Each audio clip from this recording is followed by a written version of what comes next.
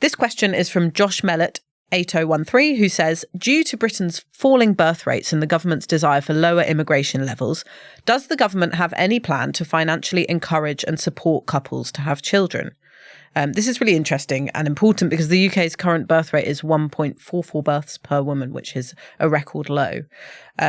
Rachel, what, if anything, is the government doing to address this? So firstly, I say this is like such an interesting question, and it's a question that Western countries around the world are grappling with, sort of the falling birth rate. One of the really interesting things is that, like, it's happening in Britain, it's happening in Japan, in the US, across Europe, it's happening in Scandinavia, like all these countries that have really quite different political and social trends are all seeing a decline in the birth rate. And actually, like, it's happening in developing countries as well, just not on the same scale yet.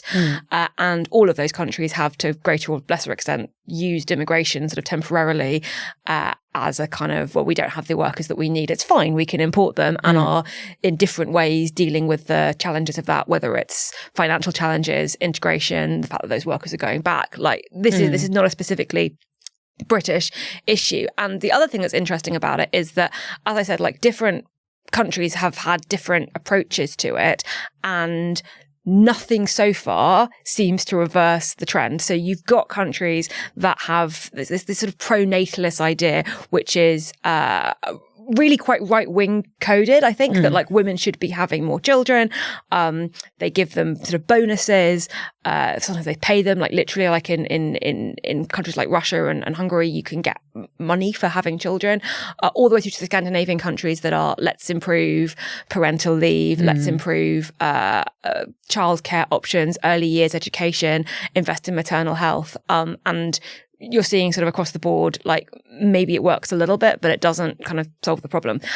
What I think is specific to the UK version of it is I'm not going to say that everything comes back to housing, but like a lot of things do come back to housing. And if you have a system where essentially you need two incomes to be financially secure, whether it's to pay your rent or to pay your mortgage, because house prices are so expensive. The idea, and Anoosh, you have first-hand experience of this, the idea that, you know, for a year or indeed several years, one partner will earn significantly less, or basically their entire salary or a significant chunk of their salary will go on childcare, that is going to severely impact family planning and the number of children people think they can have. And while it is true that all these other countries are facing similar challenges, I don't think you can look at Britain specifically and find a solution to this problem that doesn't go, we need to make either housing or childcare a lot cheaper, or both. And it doesn't look like the interventions in childcare that were made by the Conservatives towards the end of their time in power have made a difference to the birth rate yet either. You know, these free nursery hours and those kind of changes. They've only just come in. Yeah. So I think the free nursery hours are tiered, like how much you can get at various points. And also, just because the government says it's on offer, like nurseries being able to actually provide those places is a very different story. And I think you've only been able to have the full entitlement. The full entitlement's coming in September. Yeah. So like can't wait. It's near. So we haven't sort of seen the full impact of that yet. Labour are sort of talking about how, I mean, just how breakfast clubs are like the solution for everything. But like that is like a genuine help to parents, because you can drop your kids off at school earlier. It's very difficult if the school day kind of starts at 9 and ends at 3:30 or 4. That's not really how the working day works. So that's kind of meant to improve life for parents. I do think it's very interesting that often the way this debate is framed as pro-natalist, it's very rarely framed as pro-parents. And a lot of the initiatives that are thrown around, particularly sort of in the US on the right, about kind of kickstarting the birth rate with pro-natalist policies, don't seem to have parents front and centre, or even children front and centre. They have births front and centre. Like, there was that wild idea that Donald Trump threw out about paying women, I think, $5,000 for every baby that they had. And then you look at the average cost of a hospital birth in the US, and it's like $20,000 to $30,000. And obviously some of that's covered by insurance, but there's an extent to which, like, oh, you get a couple of £100 or £1,000 for this. And then you look at the cost of raising a child, which is apparently £7,850 in the first year in the UK, which doesn't take into account the loss cost of salary, the cost of not working. Yeah. Like, there is a sort of way of looking at this that goes, hang on, if you're offering financial incentives that don't come anywhere close to the actual costs involved, obviously you're not going to see the results that you want to. Yeah, and there's a very obvious policy that's stopping people having children, which is the 2-child benefit cap, or at least intended to stop people having more children.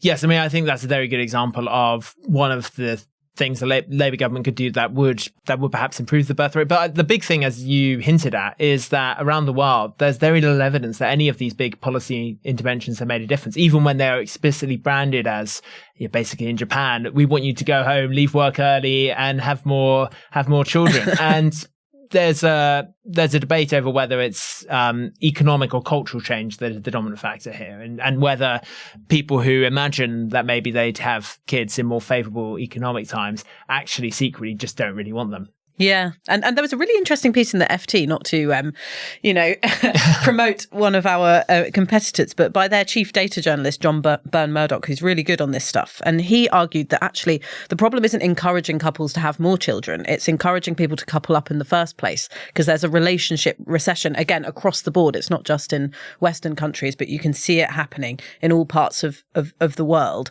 And actually, that's the main social trend, the change that's driving the fall in births in recent years. And that, is a much more tricky thing for governments to address, because it suggests a lifestyle change. It suggests that there are differences between men and women, chiefly perhaps politically, in terms of values, in terms of how they view their lives, their ambitions. And it's not just, the social conservatives might say, oh, this is because of, middle class woke women having too much independence or too much education. It's actually the drop in relationship formation is actually steepest among the poorest. And that's, a trend that you can see in the UK and the US as well. So I think that's quite interesting, because it's not really a material argument. You mentioned housing and the cost of having children. It's actually something perhaps deeper that's happening socially. I think that's fascinating. I think you probably want to separate out, some parts of this are good. Like, there's been a really steep fall in teenage pregnancies, for example. There used to be much higher rates of teenage pregnancies. We've reduced that. That's a good thing.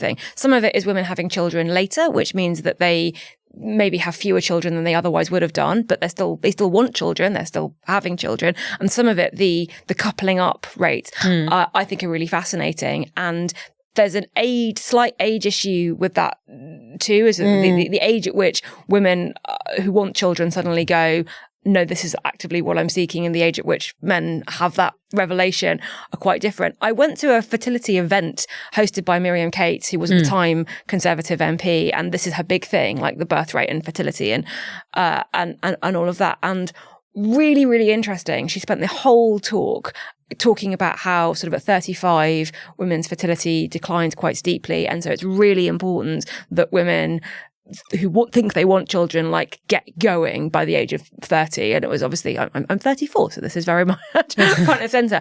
And this point about coupling up and men being in a slightly different place was sort of brought up.